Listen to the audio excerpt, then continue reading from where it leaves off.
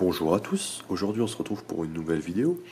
Alors une petite présentation rapide d'un kit Netgear et on va aussi approfondir un peu, on va dire, le matériel sur la caméra. On va s'attarder en fait sur la caméra. Alors je vais vous présenter les deux kits, les deux éléments et après on s'attardera sur la caméra comme je disais plus tôt. Donc c'est un kit Netgear, donc c'est le kit le plus simple avec une caméra et une base de connexion. Donc je vais présenter la base. Alors la base c'est tout simplement un, pour moi je pense, hein, je l'ai pas ouvert mais c'est même sûr et certain, c'est un point d'accès Wi-Fi en fait. À mon avis c'est caché et c'est un protocole assez spécial pour que les caméras puissent se trouver. Et je suis même pas sûr que c'est caché parce qu'il me semble avoir déjà détecté cette base. Donc c'est pas, voilà, pour moi c'est juste un point d'accès Wi-Fi. Donc il y a une grande portée quand même, hein. Le poids est assez léger quand même, assez léger. Alors, comme je disais, une simple base, hein. Donc à mon avis, dedans il doit y avoir deux antennes et tout ce qu'il faut pour se connecter au serveur de Netgear. Alors, nous avons sur cette base un bouton synchronisation, deux ports USB, chose importante, ils ne servent à rien. On peut même pas y connecter un disque dur pour enregistrer de la vidéo parce que pour ça il faut acheter la nouvelle base Arlo qui coûte beaucoup d'argent. Ensuite on a un port LAN pour connecter, donc en fait si vous voulez à votre modem pour que cette base puisse se connecter à elle-même au serveur Netgear pour pouvoir enregistrer. On a un bouton reset, un bouton on-off et le power, hein, donc l'alimentation. Donc voilà, ça c'est vraiment tout simple. Elle est relativement jolie, hein, on va pas mentir, hein, c'est relativement joli. Ça prend la poussière parce que c'est blanc par contre, mais bon. Donc voilà, ça c'était pour la base. Ensuite, on a la caméra. Donc caméra qui est quand même assez légère sans pile, mais elle a un petit poids. On sent quand même que c'est de la qualité, hein, malgré qu'elle n'a pas de pile. Alors, c'est comme je disais, c'est une caméra qui fonctionne à pile. Donc je vais vous montrer après où on les met. Donc il n'y a vraiment pas grand chose comme commande, hein, sur cette caméra. Il a juste un bouton synchronisation. Donc c'est tout. On a ici un port pour connecter sa caméra à un trépied. Les trépieds standards d'appareil photo, il me semble. Quoique je suis même pas sûr. Même pas sûr que... Non, même pas. C'est pas encore du standard. À mon avis, c'est encore un élément qui vend séparément pour connecter sur un trépied. Mais c'est pas les trépieds standards d'appareil photo parce qu'ils sont normalement un peu plus gros, il me semble.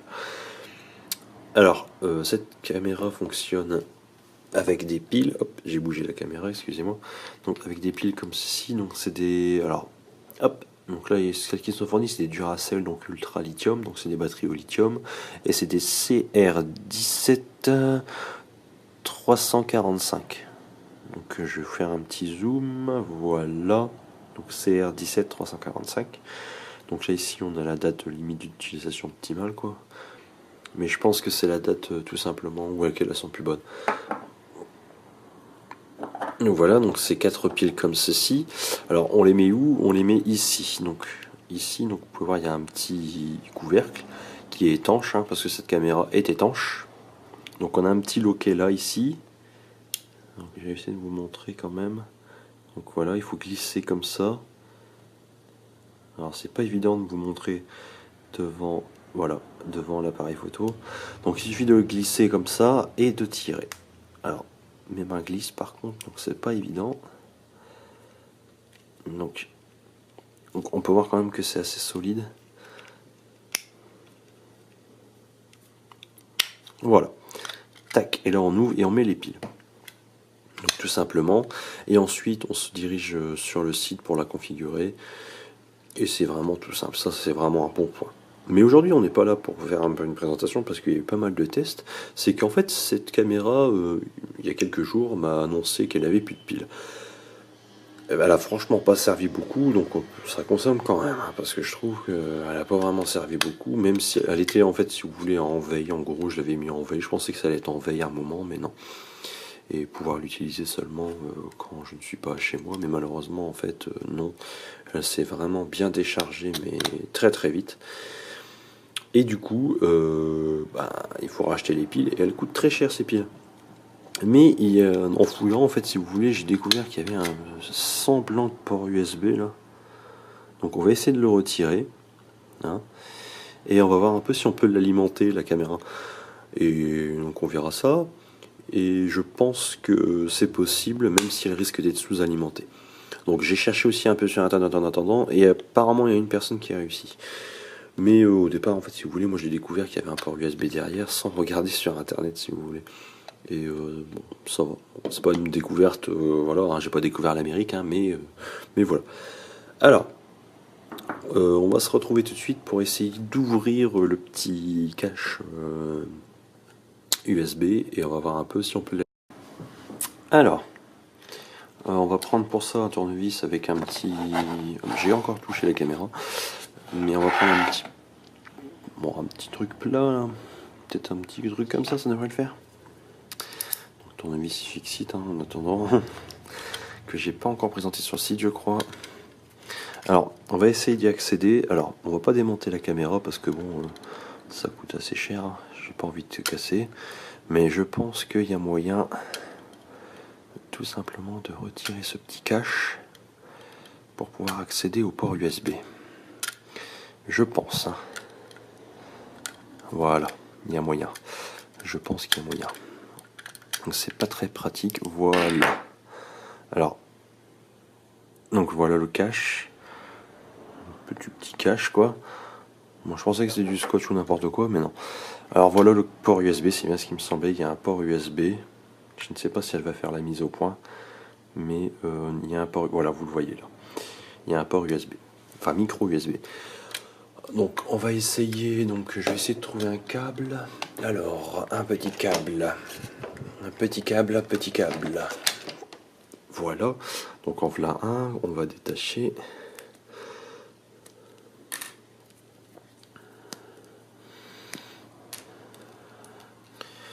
Alors normalement, j'espère que ça va être assez long.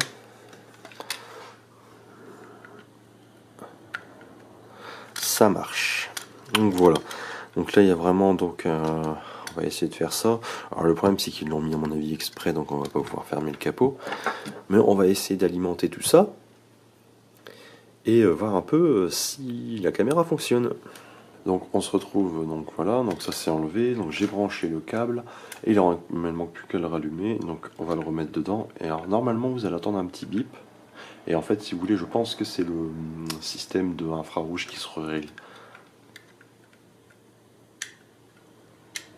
Voilà, vous l'avez entendu, et donc voilà, on peut voir qu'elle a clignoté une fois, donc elle est alimentée visiblement. Alors est-ce qu'elle est sous-alimentée ou est-ce qu'elle est suralimentée? Alors ça je ne sais pas, donc là elle clignote plusieurs fois. Alors, je pense que c'est parce que elle se connecte à la base. Voilà, donc là elle est visiblement connectée à la base. Et alors, à mon grand étonnement, ça fonctionne. Alors là, vous voyez pas vraiment sur l'ordinateur, mais moi je vais vous enregistrer l'écran au pire. Donc je vous enregistre l'écran là et normalement vous allez voir maintenant la magie du montage sur l'ordinateur. Ça fonctionne. Donc je vais peut-être le mettre en plein écran. Hein. Mais alors, donc je vais juste filmer la caméra par exemple. Donc je vais peut-être pas filmer ma tête parce que j'aime pas trop me montrer. Mais donc voilà, donc ça marche.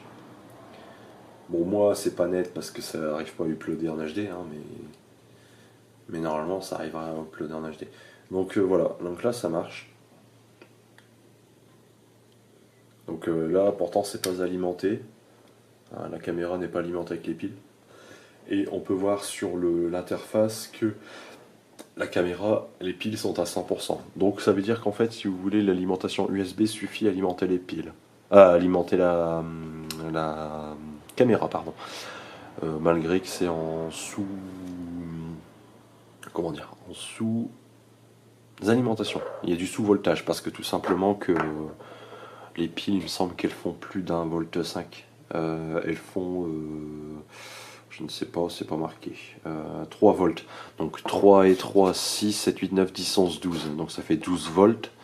12 volts alors qu'une alimentation USB ça sort du 5 volts. Mais je pense qu'en fait si vous voulez les batteries sortent du 12 volts dans la durée en fait. pour qu'elle puisse s'alimenter pendant 6 mois sans rien recharger, quoi. Même si c'est un peu trop rapide à mon goût. Mais sinon, ça fonctionne, hein.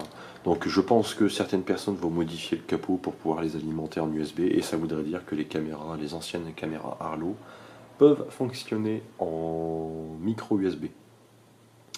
Alors maintenant, ce qu'on va faire, je pense, c'est se retrouver sur l'ordinateur et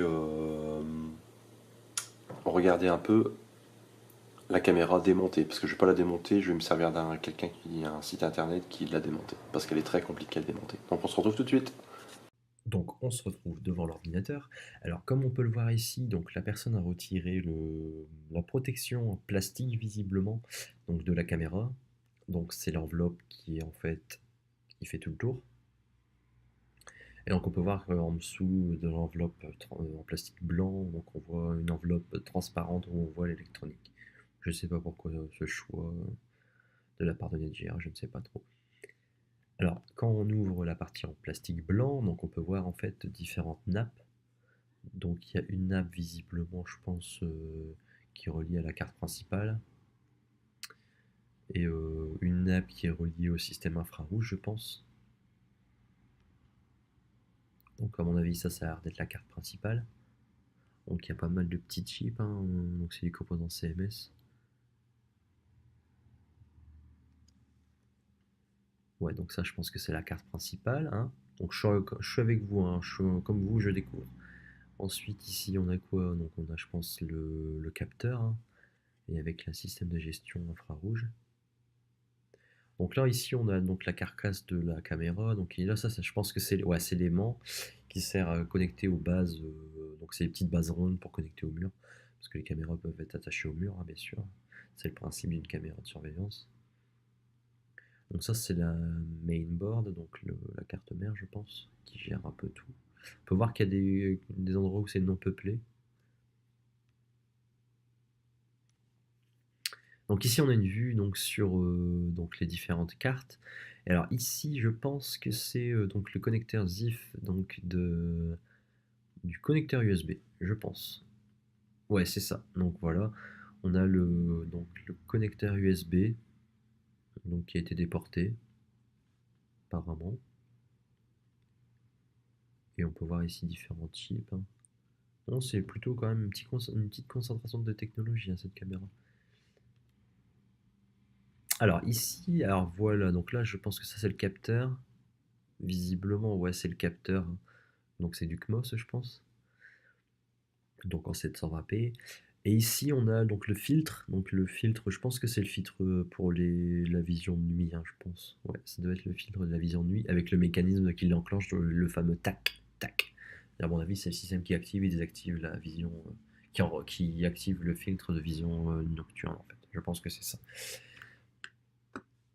Donc là, ici, on peut le voir un peu mieux, ouais. Je pense que c'est ça. Donc ici, on a voilà, toute la partie donc optique, plus la partie digestion, de la vision nocturne, je pense.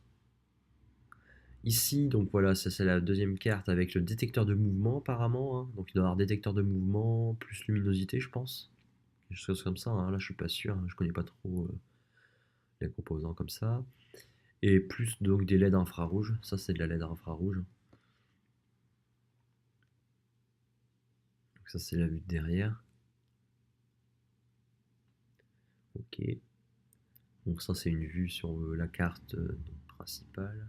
Je pense que c'est ouais, la carte mère, ça je pense. Où on connecte le capteur dessus. Je pense que c'est ça, ouais. Il doit avoir un contrôleur réseau ou quelque chose comme ça dessus.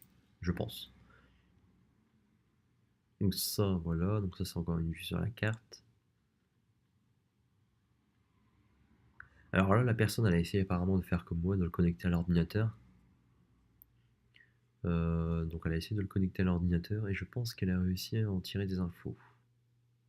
Ouais, donc c'est bien ce qui me semblait, elle s'est connectée avec donc c'est un Linux, je pense. C'est sous Linux. Et elle a réussi à détecter qu'en fait que l'USB donc qui est détecté en tant que USB caméra. Sauf que malheureusement Netgear ne communique pas de driver pour connecter la caméra sur un PC. Ce qui est fort dommage d'ailleurs. Et donc ça c'est la vue, donc c'est la dernière photo, donc c'est la vue un peu de tout l'ensemble. Donc on peut voir ici les coques en plastique, donc la partie avec la trappe, une autre partie avec la trappe, et ça c'est le loquet apparemment pour ouvrir fermer. La partie pour l'IR, donc c'est l'infrarouge, donc pour la vision infrarouge, donc ça c'est la lumière hein, qui est émise. On a le capteur ici visiblement et la carte mère, comme je disais. Et il nous manque, je pense, ici, on le voit ici, la nappe avec la carte sur le côté, avec le connecteur USB, la partie optique qui est ici avec le capteur infrarouge. Et donc ici, on a tout le reste des coques, non, la partie transparente là. Donc voilà. Donc j'ai eu ces photos sur un site qui s'appelle HKVstar, il me semble, ça doit être celui-là. Et si c'est pas celui-là, je rajouterai sur mon site un lien de son site avec tout ce qu'il faut. Voilà. Et donc surtout merci à eux d'avoir démonté. Ça c'est très très compliqué à démonter une caméra comme ça. C'est vraiment compliqué. Tout est emboîté et tout, donc voilà. Je préférais pas la démonter, voilà pourquoi j'ai regardé sur un site. Donc je vous remercie d'avoir regardé cette vidéo. Donc à la prochaine sur mon site et surtout, merci à eux d'avoir démonté la caméra. À bientôt.